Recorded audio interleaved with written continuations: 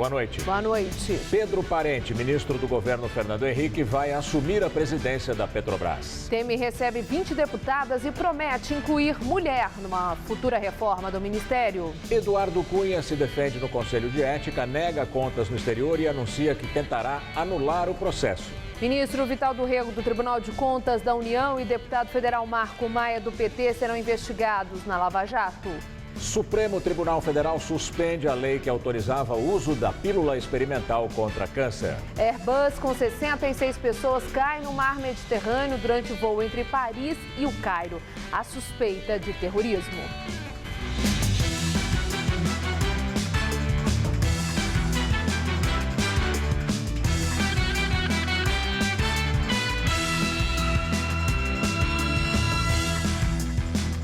Pelo segundo dia seguido, motoristas e cobradores de ônibus de São Paulo paralisaram as atividades hoje em São Paulo. A mobilização durou 1 hora.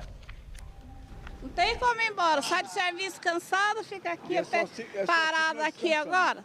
Sem ônibus, o jeito foi avisar a família, esperar ou buscar outra alternativa de transporte. Na Avenida Paulista, só táxis passavam pelos pontos. Eu tive que pegar um táxi, né? Rachar um táxi com 3 pessoas. Por conta da paralisação dos ônibus, os aplicativos têm tocado bastante hoje. Às 2 horas da tarde, os motoristas fecharam vários terminais de ônibus da cidade, 29 ao todo, segundo o Sindimotoristas. No Bandeira, eles usaram um ônibus para bloquear as saídas. No terminal Parque Dom Pedro, maior da cidade, estacionaram os ônibus em fila dupla. A Caroline estava preocupada com o horário de buscar o filho na escola. Ele sai 4 horas. Você não sabia da greve? Não. 2h15 da tarde, nós estamos no corredor de ônibus da Avenida 9 de Julho. Uma fila interminável de ônibus parado e pessoas seguindo a pé. Isso porque elas tiveram que descer no meio do caminho porque nenhum ônibus entrava mais no terminal Bandeira. O que você vai fazer agora? Pegar o metrô, vou tentar, né? Foi o segundo dia seguido deste tipo de paralisação liderada pelo Sindicato dos Motoristas de Ônibus. A categoria está em campanha salarial.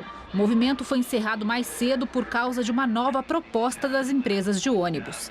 Às 3 da tarde, os terminais começaram a ser liberados. Tem que apoiar, com certeza. Aí já era para parar mais antes, era para ter ninguém aqui. Eles deveriam de abrir as portas e deixar o povo circular normalmente. Com certeza a direção ia tomar providência mais rápido do que eles estão fazendo e prejudicando a gente. Segundo a Prefeitura, hoje 1,5 milhão de passageiros foram prejudicados com a paralisação. Já o Sindicato dos Motoristas e Cobradores afirma que foram 150 mil pessoas.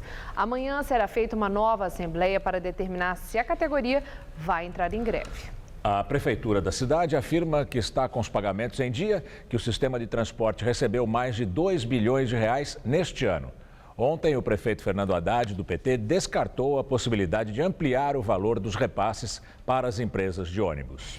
O frio rigoroso dos últimos dias afeta principalmente a população que vive nas ruas e torna mais difícil a busca de quem procura abrigo. No centro da cidade, eles recebem ajuda de quem passa, mas se queixam da falta de assistência por parte do poder público. Nelson mora sozinho na rua há mais de 10 anos. A vida inteira trabalhou como pedreiro. Desde que sofreu um acidente de carro, ele diz que não consegue mais emprego. Dormindo no calçadão do centro de São Paulo, vive da venda de papelão e de doações. E volta e meia, alguém me dá R$2, me paga um café. Pessoas que não têm vínculo nenhum com a rua, não estão na rua. Pessoas de família, deu para entender. A situação de Nelson se repete na região do Viaduto do Chá, onde outros moradores de rua fazem como podem para se proteger do frio. Não tem outro recurso, o único lugar para nós se esconder é aqui, por causa da cobertura aqui, entendeu?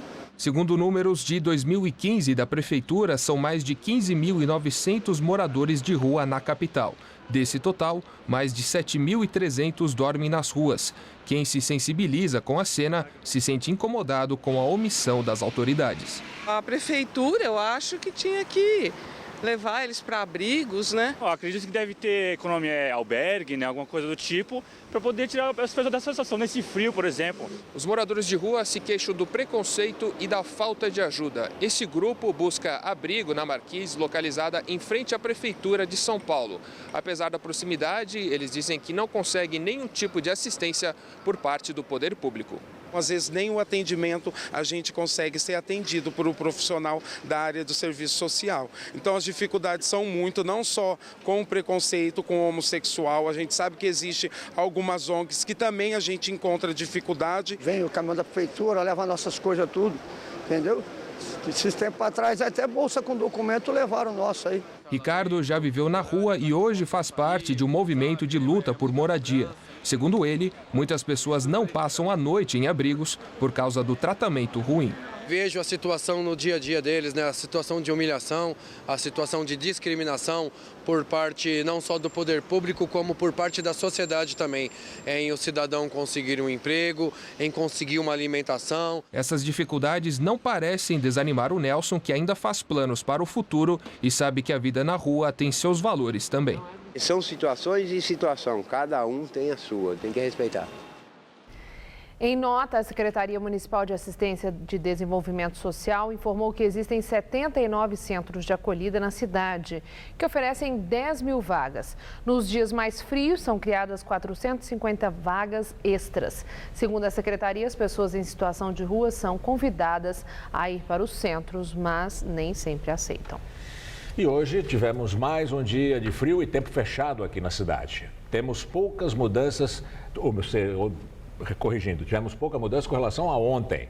A máxima hoje ficou por volta dos 17 graus e a chuva não passou de uma garoa. Aí sim, para os próximos dias a expectativa é de mudanças no tempo e deve esquentar. Mariana Armentano traz os detalhes da previsão para o Brasil e todo o estado de São Paulo.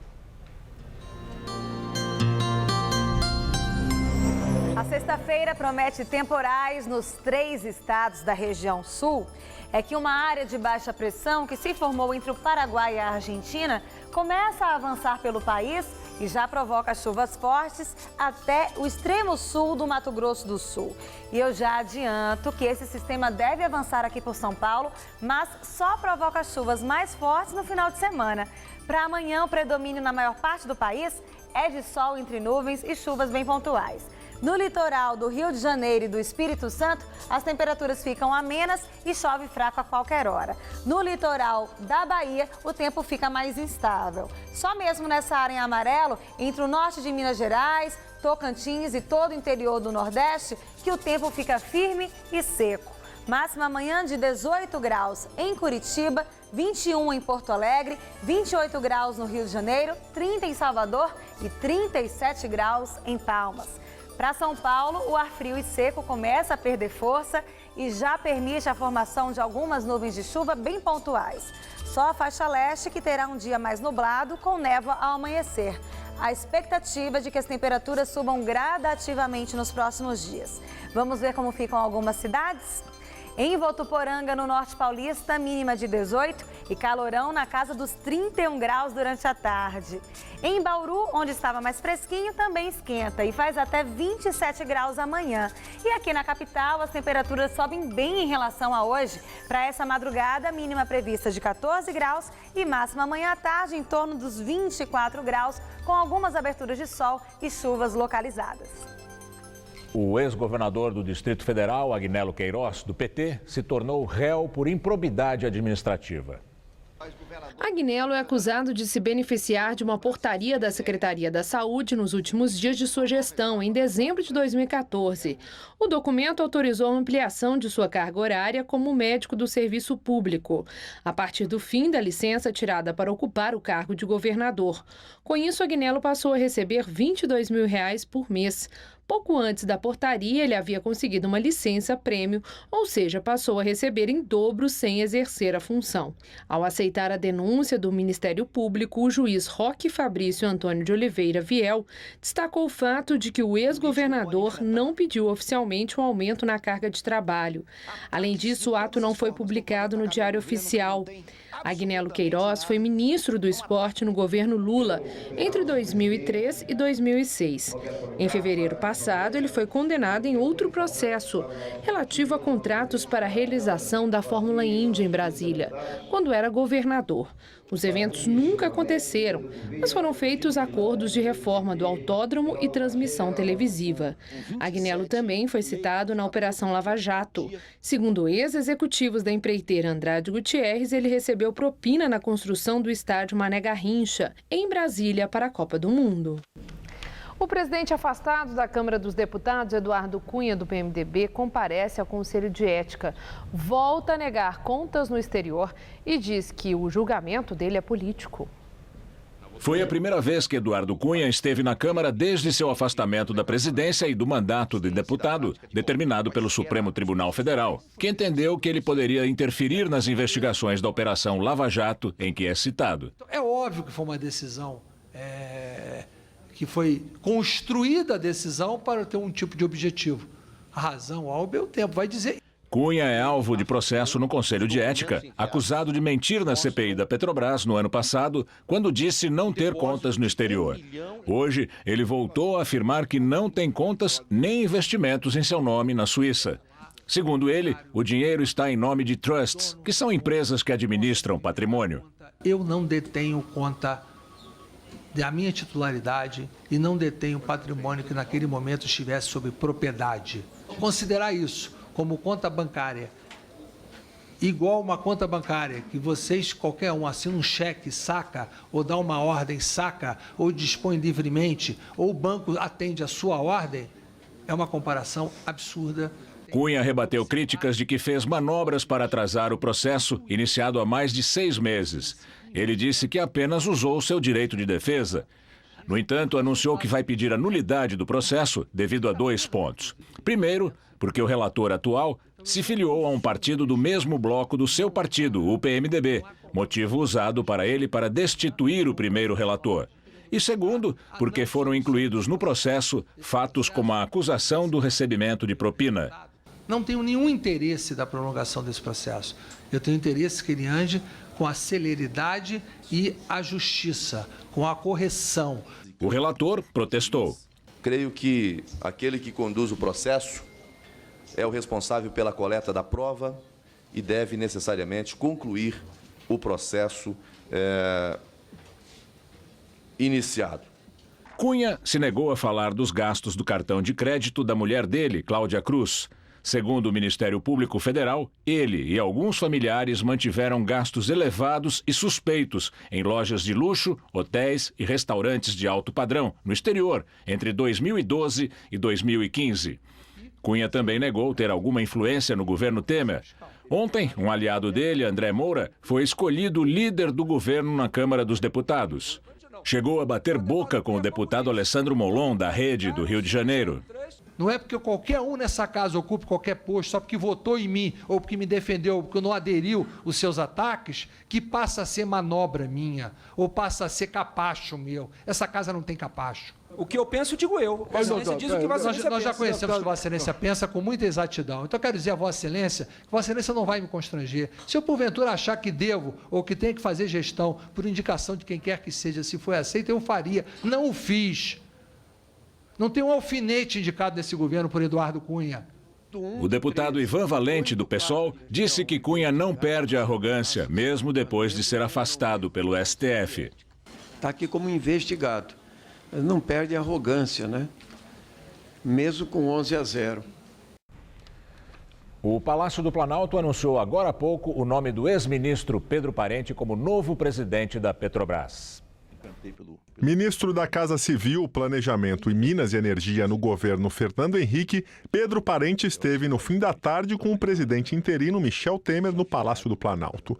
Ele vai substituir Aldemir Bendini no cargo desde fevereiro do ano passado. Atualmente ele é sócio do Grupo Prada de Empresas de Gestão e presidente do Conselho de Administração da Bolsa de Valores de São Paulo. Formado em engenharia, Pedro Parente já foi consultor do Fundo Monetário Internacional, Em 2002, coordenou a equipe de transição de Fernando Henrique para Lula. Pedro Parente assume a Petrobras num momento de alta tensão política e econômica.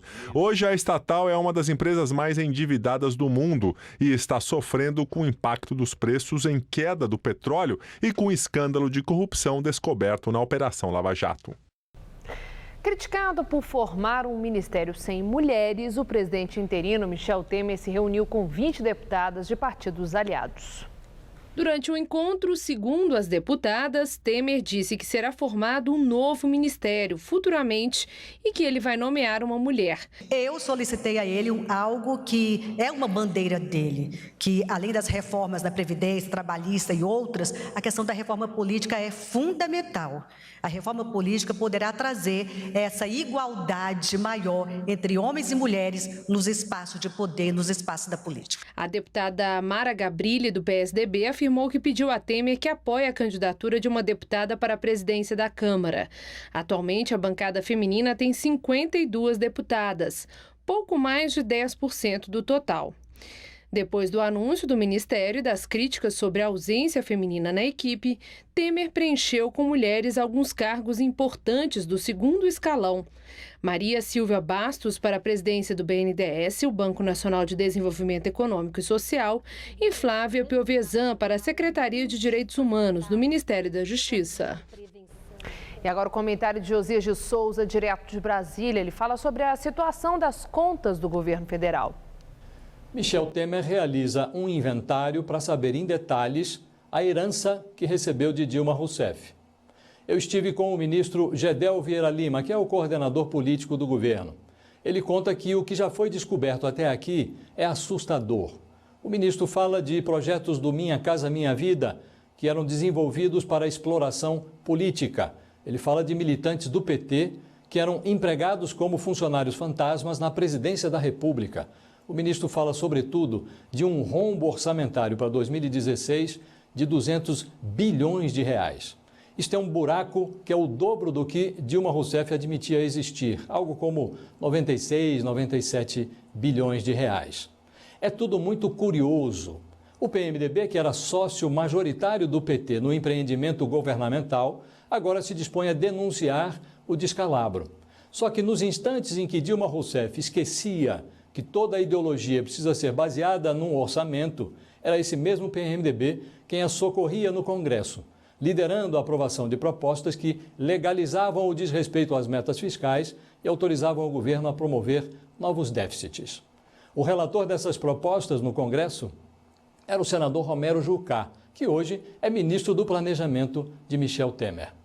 Temer decidiu que vai dar publicidade ao resultado desse inventário. Ele fará isso por meio de um pronunciamento em rede nacional de TV ou numa entrevista. Depois virão as medidas amargas.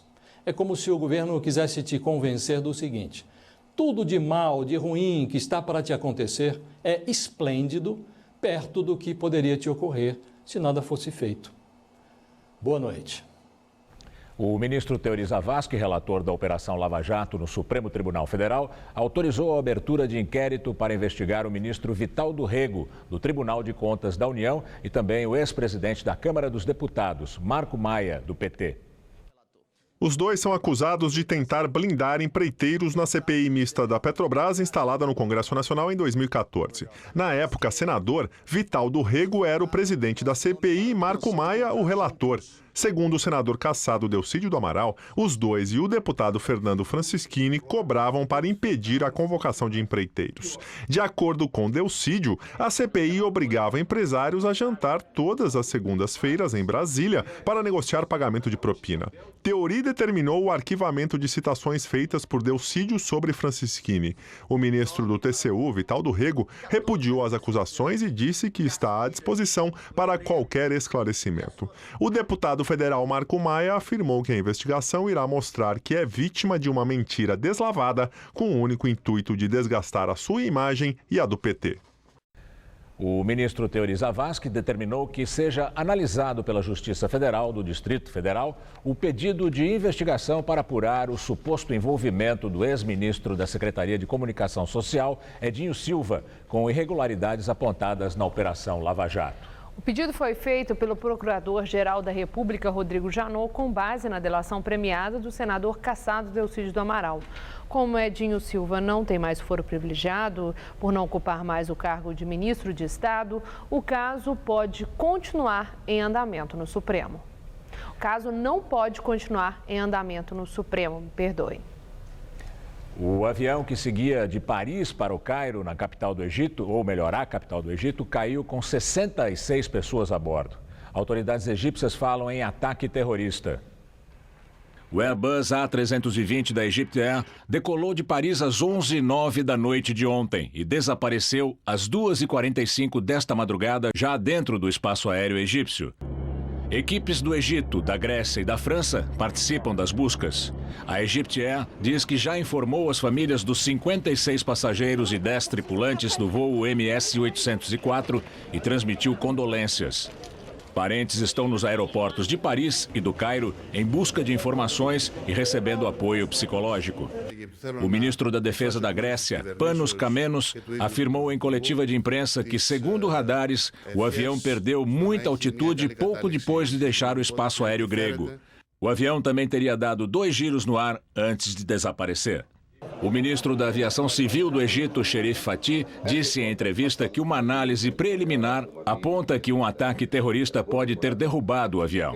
Mais cedo, o presidente francês François Hollande e também autoridades russas já tinham considerado a hipótese de terrorismo. Segundo um porta-voz da Casa Branca, o presidente norte-americano Barack Obama pediu para ser atualizado diariamente sobre o caso e ofereceu equipes de investigação e busca para ajudar o Egito.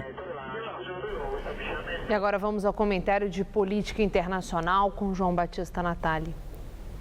Pois então, mais um acidente aéreo grave com sinais de que possa ter sido terrorismo. É a hipótese mais provável e quem disse foi o ministro egípcio da Aviação Civil. Os aviões da Egyptair não têm problemas de manutenção, segundo o Air Fleet, que é um grupo de acompanhamento de segurança de voo. A Comissão Europeia também não tem restrições às operações daquela companhia. Ela tem outras 10 aeronaves Airbus 320 iguaizinhas às que agora caiu no mar. Por enquanto, apenas especulações. Alguma coisa acontecia na cabine de comando quando o avião deixou o espaço aéreo da Grécia. Deveria ter avisado a torre de controle. Não avisou. Depois é muito estranho que ao perder a altitude, o Airbus tenha feito uma curva de 90 graus e em seguida ter feito uma outra curva lenta de 360 graus. Tinha algum terrorista a bordo? Não se sabe. Será que sabotaram os instrumentos de navegação? Também não se sabe. A verdade é que o Egito está na mira das autoridades aeronáuticas por falhas no sistema de segurança dos aeroportos. Há 7 meses, os policiais não bloquearam uma bomba colocada num voo russo para São Petersburgo. O avião explodiu e morreram 224 pessoas. O acidente desta madrugada pode ter sido coisa do Estado Islâmico. O grupo terrorista está se fortalecendo no Egito. No domingo passado, cometeu um atentado que matou 6 policiais. O grupo chega da Síria, ao norte, e também da Líbia, a oeste. Mas hoje também existem 2 ofensivas contra o Estado Islâmico, hoje quinta-feira. No plano diplomático, uma conferência em Viena para somar forças contra o terrorismo na Síria. No plano militar, uma aliança meio bizarra, em que cada um joga por conta própria. Estão no jogo o grupo muçulmano palestino Hamas e os exércitos do Egito e de Israel. E por que então derrubar mais um avião de passageiros? Para isso ninguém tem resposta. E não existe muita racionalidade na guerra desencadeada pelos terroristas. É assim que o mundo gira. Boa noite. O consumo do café em cápsula cresce a cada dia em todo o mundo e com ele a preocupação com o descarte correto e a reciclagem do material, na maioria dos casos produzido com a mistura de alumínio e plástico. O cuidado com o meio ambiente chegou ao ponto de a prefeitura da cidade alemã de Hamburgo proibir a venda e a utilização de cápsulas de café nos prédios públicos. Aqui no Brasil, a reciclagem ainda engatinha. Uma única empresa adota o processo de aproveitamento do material utilizado, mas adotar cápsulas reutilizáveis pode ser uma alternativa. Jeitão, cheiro e cremosidade de um expresso tirado por um profissional, só que em casa. Uma experiência cada vez mais popular aqui no Brasil. Tem a expectativa desse mercado crescer, triplicar até 2019. É um mercado ainda muito recente no Brasil A gente vem dobrando as vendas ano após ano, então a gente acredita no potencial enorme de oferecer ao consumidor mais opções de tomar um bom café. Café bom esse, hein? Fez o mercado despertar mesmo. Hoje são várias marcas de cápsulas com preços, materiais e cafés diferentes. E uma estimativa de 3 bilhões de reais de faturamento por ano. E aí você toma o seu café gourmet? Um por dia, graças a uma cápsula de café. E o resultado, no fim do mês, olha só, são 30 cápsulas. Imagina só fazendo as contas, por um ano, tudo o que sobra. E o que sobra não é lixo. A cápsula se transforma em alumínio, 100% reciclado, volta para a indústria, e borra de café, que volta para a natureza como fertilizante e adubo. E esse é um processo, a reciclagem, que ganha cada vez mais espaço dentro das empresas aqui no Brasil. A marca líder nesse mercado construiu há 5 anos uma máquina para fazer a separação dos materiais. A cápsula é picotada e cai numa esteira cheia de furinhos que trepida. O movimento faz com que a borra mais fina caia num tanque e o alumínio fique na parte superior. Pronto, agora cada resíduo segue para companhias parceiras que vão reutilizar esse material. A empresa não revela números, nem de vendas, nem quanto é reciclado, mas para que possa dar a destinação correta ao que sobra do cafezinho, a chamada logística reversa, o consumidor precisa levar a cápsula usada a um dos 23 pontos de coleta no país. E nós precisamos do consumidor para que isso possa acontecer. Ele tem que estar engajado para trazer essas cápsulas e então nós vamos tratá-las e dar o destino correto. É uma parceria. A Bruna achou trabalhosa essa tarefa de guardar tanta cápsula até o dia de poder levar de volta para a loja. Pesquisou e descobriu do outro lado do mundo uma cápsula reutilizável. Ela tem o mesmo formato, só que é de aço inoxidável. Depois de usar, basta tirar a tampa adesiva e lavar. Para um novo café, pegue a mesma cápsula, coloque o pó que preferir, uma nova tampa adesiva e daí para frente tudo igual. Só colocar na máquina e o café está pronto. A novidade agradou tanto aos amigos ecologicamente corretos da Bruna, que há 4 meses ela fez disso um negócio e distribui para todo o Brasil. Reciclar é legal? É muito legal. Mas evitar o resíduo para você não ter a preocupação da reciclagem é ainda mais legal.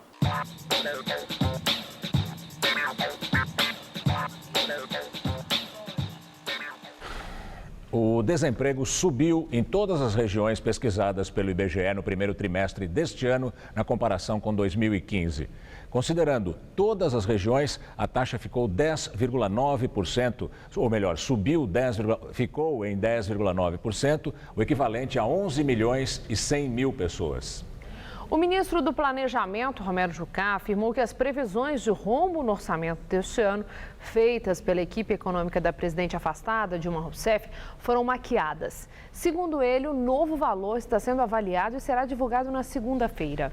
O governo Temer espera aprovar a revisão da meta ainda na próxima semana. E, de acordo com o ministro, esse será o primeiro grande desafio da nova gestão. O presidente do Senado, Renan Calheiros, do PMDB, disse que vai ser feito um esforço para votar a mudança na terça-feira. E agora vamos ao comentário de economia com Denise Campos de Toledo. Quase diariamente temos alterações nas projeções quanto ao déficit das contas públicas deste ano. A situação é complicada mesmo. Cada dia tem um fato novo. A renegociação da dívida dos estados, a possibilidade de vencimento antecipado das dívidas da Eletrobras, pelo fato de a empresa não ter apresentado o balanço auditado. Houve liberações de recursos, reajustes e projetos de última hora pelo governo anterior. Tudo isso tem que ser apurado até chegar a uma meta fiscal mais realista, que já deve mesmo ser apresentada na próxima semana. Já falaram em 120, 150 e até 200 bilhões de déficit. Além de rombos pré-existentes, despesas não declaradas, ainda não dá para contar com aumento de receita. A arrecadação não para de cair. A queda em abril foi de 7,1%, chegando a 110 bilhões de reais, o pior resultado para o mês em 6 anos. E isso não vai mudar enquanto a crise continuar forte, a não ser que venham com o aumento da carga tributária. Henrique Meirelles, novo ministro da Fazenda, não descartou essa possibilidade, inclusive de volta da CPMF.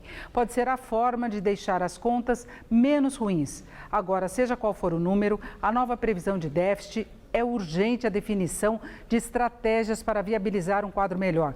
O governo não está fugindo de brigas. Insiste na difícil reforma da Previdência, que é fundamental para estabelecer um horizonte mais favorável de longo prazo. Mas e no curto prazo? O que pode acontecer?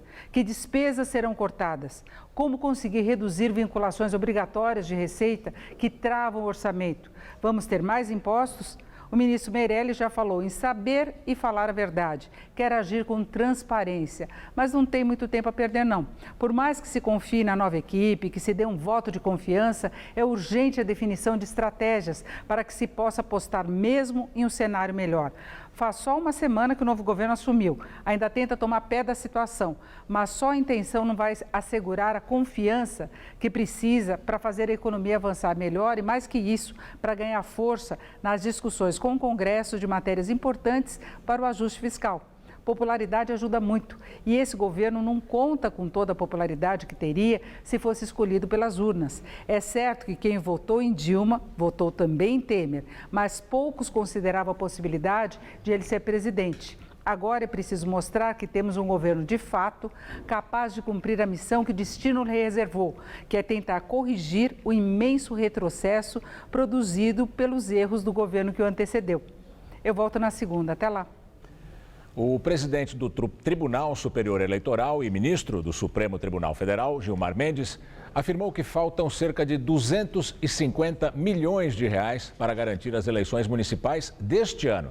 Segundo Gilmar, o Congresso diminuiu em 30% a verba da Justiça Eleitoral para aumentar os recursos destinados ao fundo partidário. Gilmar também disse que o ministro do Planejamento, Romero Jucá, do PMDB, está disposto a ajudar. Jucá é o principal responsável por autorizar liberação de dinheiro no governo Temer. No ano passado, quando foram anunciados os cortes, a Justiça Eleitoral afirmou que a falta de dinheiro poderia inviabilizar as eleições. E agora, vamos às notícias do esporte, com Anita Pasques e Estela Gontijo. Isso aí, Anita. Você viu que o Tribunal Regional Eleitoral de São Paulo aprovou o registro do Partido Nacional Corintiano. Pois é, mas nem todo mundo é a favor desse envolvimento do time com a política. O presidente do Esporte Clube Corinthians, Roberto de Andrade, é um deles, né? Pois é, Estela, eu vi sim, que fase, né? Inclusive no site do Corinthians foi publicada uma nota oficial dizendo que o clube repudia o uso oportunista do sentimento da nação alvinegra e que eles não fazem distinção de religião, raça e posição política de qualquer espécie. De acordo com a Justiça Eleitoral de São Paulo, o Partido Nacional Corintiano apresentou quase 25 mil assinaturas de apoio. 3 mil a mais que o necessário para obter o registro no estado. Mas essa foi apenas uma etapa do processo. Para conseguir o registro em âmbito nacional, o partido precisa reunir assinaturas em pelo menos 9 estados. O número mínimo exigido em cada um equivale a 0,1% dos votos válidos para a Câmara dos Deputados na última eleição. O partido diz que já deu entrada em tudo. De qualquer forma, as eleições de outubro já não tem mais tempo de concorrer. A filiação partidária teve que acontecer até o dia 2 de abril. Então, não tem possibilidade, como o partido não estava criado em 2 de abril, e só vai ser criado daqui para frente, quando forem cumpridas as demais etapas, não tem possibilidade de lançar candidatos na próxima eleição. Acredito que possa dar certo sim, porque eles são muito fiéis, né? Onde o time vai, eles estão juntos. Eu acho um erro, né? Porque uma torcida não representa, não tem representatividade dentro da sociedade, né?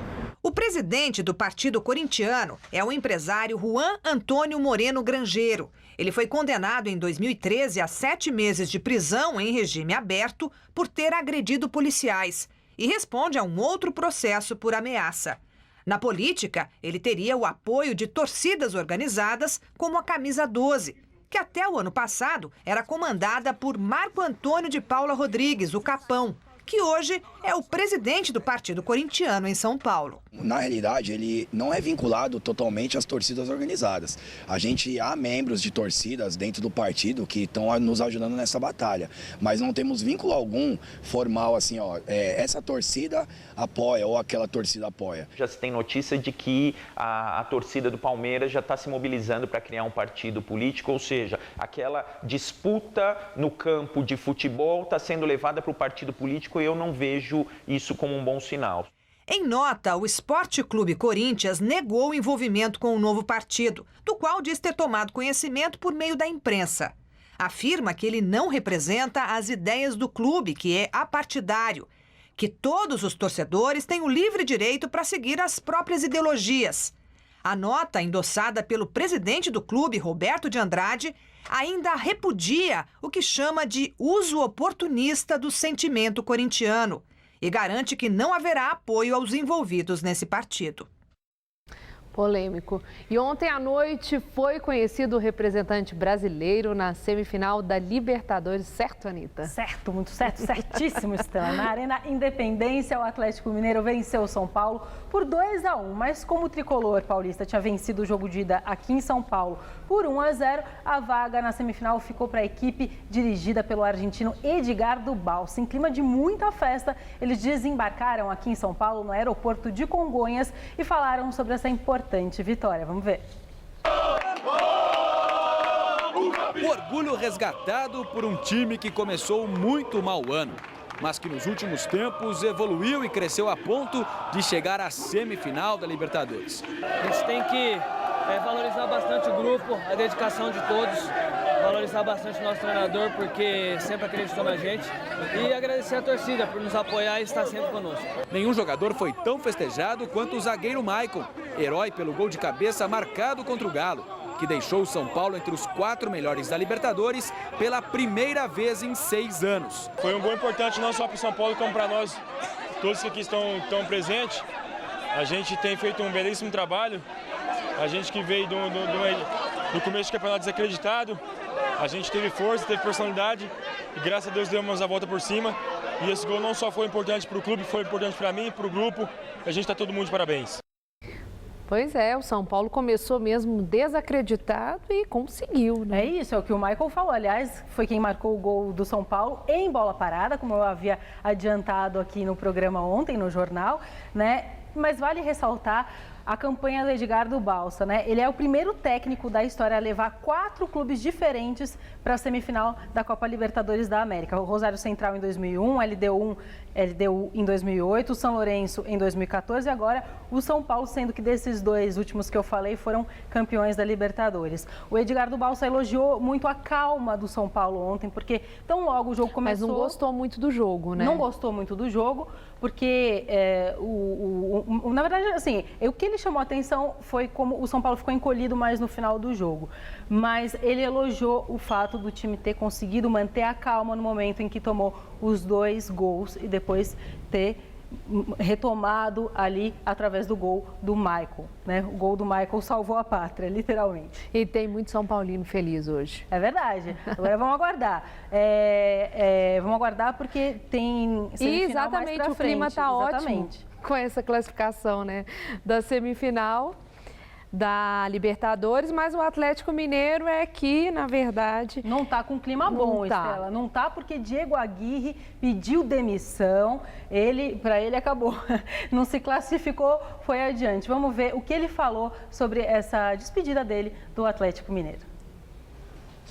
Tomei a decisão de deixar o clube. El principal objetivo esportivo que teníamos, que era de ganar la Libertadores, no fue posible, como vocês viram ontem, ficamos fora. Deixa aqui vários ensinamentos, né, de um treinador moderno, de uma equipe competente, os jogadores que sempre apoiaram essa equipe técnica, mas é uma entrevista de agradecimento. Tá certo então, Anitta. Obrigada, Estela. Agora vamos ficar de olho no Atlético Mineiro, porque deve vir Marcelo Oliveira para o comando do time. Vamos aguardar. Obrigada, boa noite. É com você, Gamberini. Você vai ver a seguir. O Supremo Tribunal Federal suspende a lei que permitia a distribuição da pílula do câncer e ainda os protestos na França. Milhares foram às ruas em mais um dia de protestos contra a reforma trabalhista proposta pelo governo.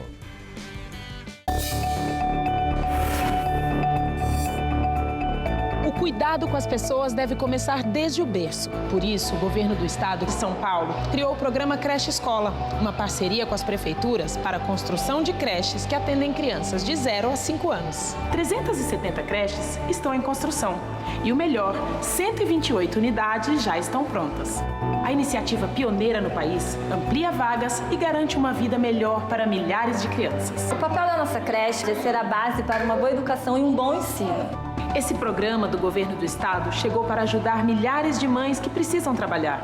Para elas, o Creche Escola é a certeza de que os filhos estão bem cuidados e seguros. E aí, Fabiana, tá mais tranquila agora?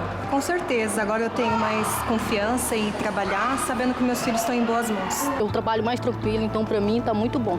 Mais atenção para mães e crianças. Creche Escola, bom para você, bom para São Paulo. Governo do estado.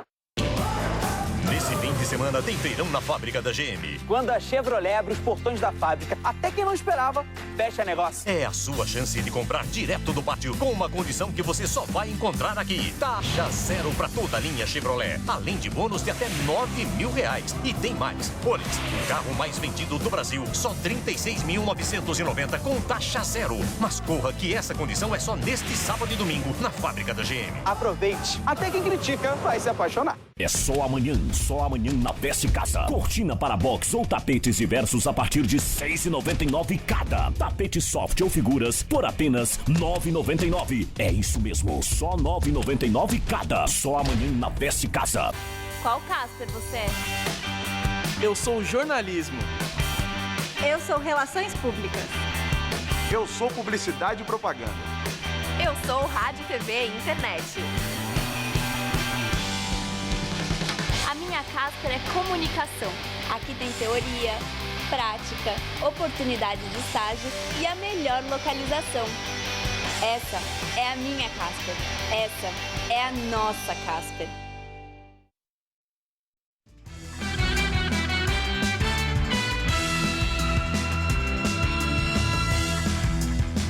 O Supremo Tribunal Federal decidiu por 6 votos a 4 suspender a lei que liberava a fabricação e a distribuição da chamada pílula do câncer.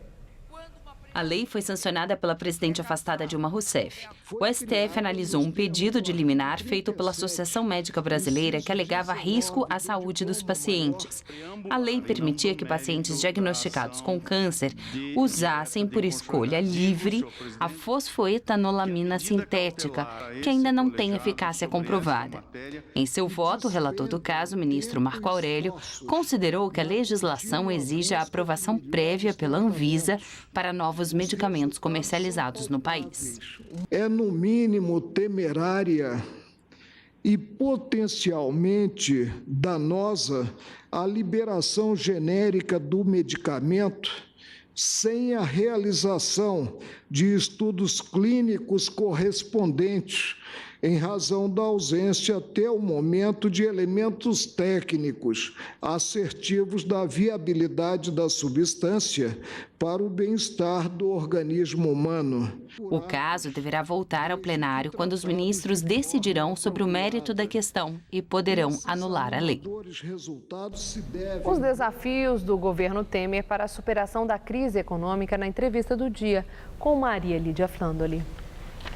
E eu entrevisto o economista Gilson Schwartz, professor da ECA, Escola de Comunicação e Artes da Universidade de São Paulo. Obrigado, professor. Obrigado, boa noite. Bom, professor, há um consenso, quase que um consenso, que crise econômica só pode ser revertida com um governo que tenha uma base política sólida, com uma equipe qualificada, mas também que tenha elevado nível de aceitação popular. Michel Temer chega com essa bagagem? Bom, se a gente colocar isso num painel, num radar, a gente vai ver que em alguns pontos ele está realmente nota 10, em outros ainda há incerteza. Quer dizer, não é que a gente já teve um milagre, de repente virou tudo, está tudo resolvido. Mesmo o pessoal do governo, dessa nova equipe, que já fala em apurar em mais detalhes realmente o estado das contas públicas, eles sabem que tem um belo ajuste pela frente e a situação no Congresso ainda não é estável. Mas tem boas razões do lado da economia para esperar que a situação vai melhorar. Bom, quando fala que tem boas razões para esperar que a economia melhore...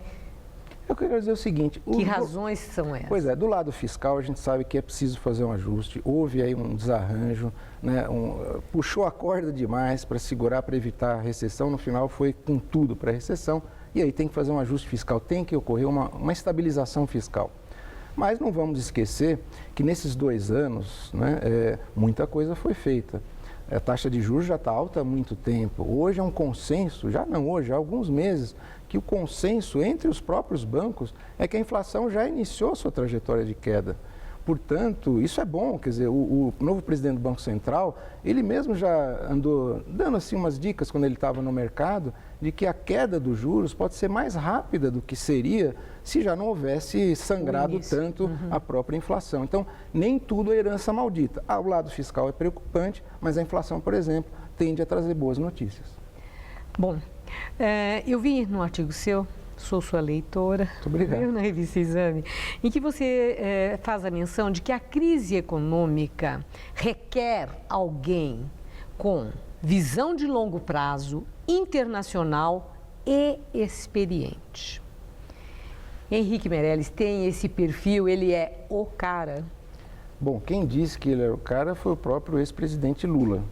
Né? É interessante essas ironias da história, né? Que justamente o Lula, lá atrás, ainda quando Mário Covas falou em choque de capitalismo, o Lula falou, ele está certo, o Brasil precisa de um choque de capitalismo. Ganhou a eleição e trouxe o Henrique Meirelles.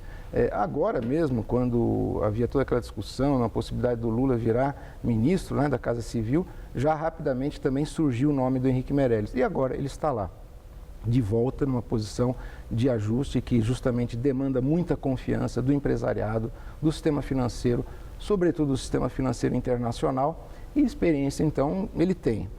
Competência e impacto internacional, sem dúvida ajuda, mas não só ele, porque a gente sabe que uma andorinha só não faz verão, quer dizer, tem que ter uma equipe. Mas montou uma equipe qualificada. O que está aparecendo como equipe aí realmente tem surpresas, a gente sabe que houve uma dificuldade nos últimos 2 anos de levar gente do mercado ou gente mesmo da academia para posições de governo. E, nesse sentido, o presidente interino acertou. Ele trouxe gente muito competente, qualificada academicamente ou com experiência no mercado. Bom, mas aí, né, as chances do que para a reversão dessa crise econômica. Então, temos o cara com uma equipe qualificada, mas tem uma outra variável que certamente tem um peso, não sei qual delas é que teria maior peso, que são os humores do Congresso. Os humores do Congresso, que dependem... Que é o que vai definir?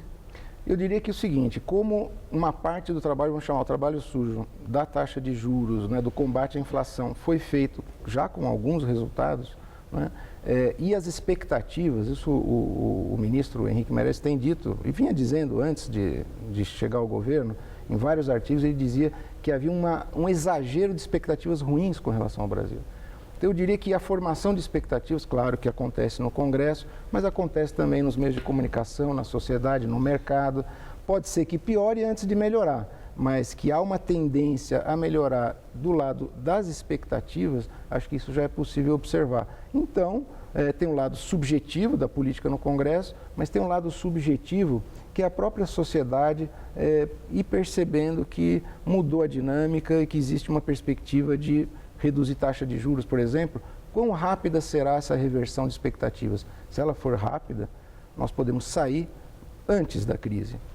Agora é interessante, porque o Henrique Meirelles, ele tem falado com muita frequência sobre a necessidade de medidas duras. Ele repete isso e questiona direitos adquiridos, algumas coisas, quer dizer, tudo muito polêmico. Este é um ano eleitoral, que a gente não pode perder também isso de vista. E eu vi uma frase interessante do Delfim, diz que o grande desafio vai ser o de convencer que essas medidas duras não equivalem a maldades para esse apoio da população. Mas sendo o ano eleitoral, vai dar para convencer? Eu acho difícil. Tanto políticos como a própria população. Eu acho muito difícil, mas eu acredito que se outras medidas forem adotadas, nós temos aí, por exemplo, toda uma frente de renegociação do alinhamento internacional do Brasil, né? São mudanças importantes ali. Está se falando muito do Henrique Meirelles, claro, no Ministério da Fazenda e outros integrantes da equipe econômica, mas houve algumas mudanças de estrutura de ministério que fazem diferença e que nunca foram testadas. Quer dizer, um Itamaraty com essa força na política comercial, num momento em que o próprio governo americano já está em transição, quer dizer, são renegociações internacionais e uma mudança de orientação com relação à participação do Brasil nesse bloco mundial pode trazer investimentos. Então é mais fácil, às vezes eu acho que é mais fácil você mudar a inserção do Brasil no mundo do que votar contra um Congresso em véspera de eleição. E a população? Dá para fazer uma previsão de a partir de que momento a população vai ter a percepção que as coisas possam mudar para melhor? Bem, o próprio ministro da Fazenda andou dizendo que as coisas podem piorar em termos de emprego antes de começar a melhorar. No curto prazo, vamos ver na semana que vem qual é o tamanho desse estrago fiscal, finalmente uma auditoria sobre esse desequilíbrio fiscal. E vão divulgar, né? Que vão divulgar, hoje que vão divulgar. Mas, sem dúvida, um ajuste mais pesado depende de um novo pacto político nacional que não existe ainda, né? Então, mas uma promessa, um encaminhamento dessa discussão, junto com uma abertura maior no fronte externo, bem, pode ser suficiente para resgatar a nossa confiança, que eu digo pelo que é captado nas pesquisas. Mas em termos de prazo, não dá para dizer que prazo Temer tem? Eu acho que o Temer, esse governo interino, nesses quase 2 anos, né, eu acho que é mais do que suficiente para mostrar se é efetivo ou não essa recuperação da confiança. Pelos indicadores estritamente econômicos, nós batemos no fundo do poço. É muito difícil piorar. Agora, o quão rápido vai melhorar depende de vários fatores. A taxa de juros caindo mais rápido ajuda, a confiança internacional voltando ajuda. Mas e o ajuste fiscal pesado? Bem, esse aí, há muitos anos que se fala no Brasil de inúmeras reformas. Eu duvido que seja possível fazer reformas estruturais de longo prazo no tempo que o governo provisório e interino tem. Muito obrigada pelos seus esclarecimentos. Uma boa noite. Obrigada, professor. Boa noite. Estela. Quem visita Aparecida no interior de São Paulo agora pode conhecer as origens da cidade de um jeito diferente. Foi inaugurado um museu de cera com estátuas em tamanho real que retratam os quase 300 anos de história, desde o descobrimento da imagem de Nossa Senhora Aparecida.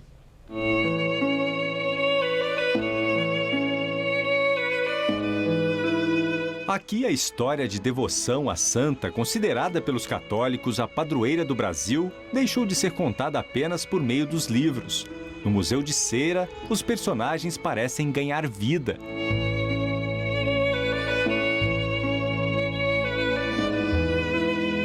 O espaço foi dividido em 20 cenários que levam o visitante a fazer uma viagem no tempo.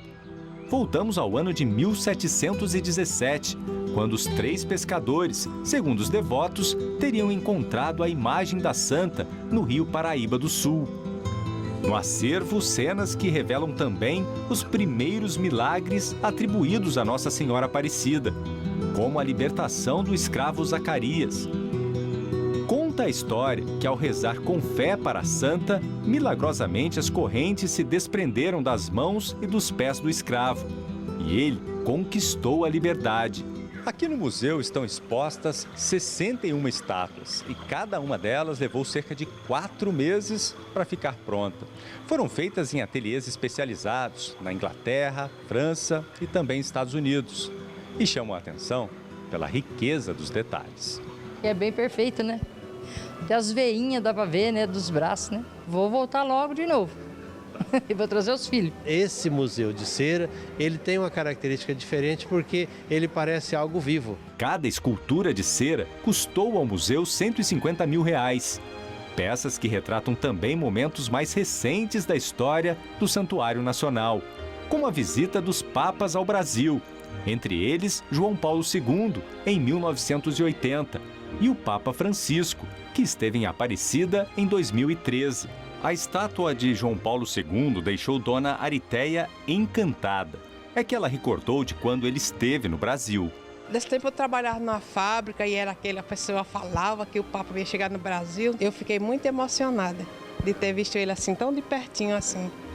Nunca tinha sentido uma emoção daquele tanto. Neste cantinho, um espaço reservado aos santos brasileiros, como Frei Galvão. E ainda destaque para os devotos famosos da santa, como o ex-jogador de futebol Ronaldo Fenômeno e o astronauta brasileiro Marcos Pontes. O devoto que não teve um contato muito grande com a história, ele vai chegar aqui, ele vai se deparar com uma história como se fosse um livro, mas ele pode vivenciar, né?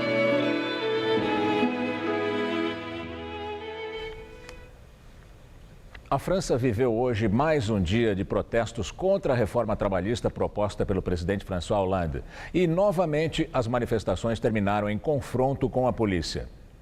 A 7ª rodada de protestos em pouco mais de 2 meses foi convocada por 7 sindicatos e estudantes que se opõem à reforma trabalhista. O projeto será avaliado pelos senadores em junho.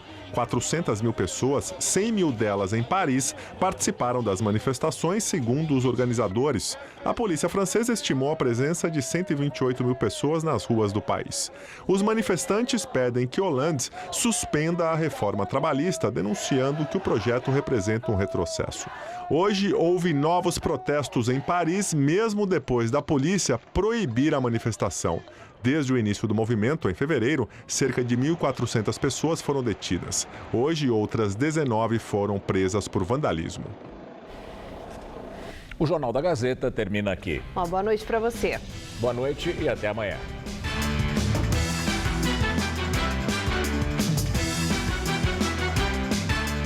Visite o Parque Nacional da Chapada dos Veadeiros com Hoje Tem. Logo mais, 10h30 da noite.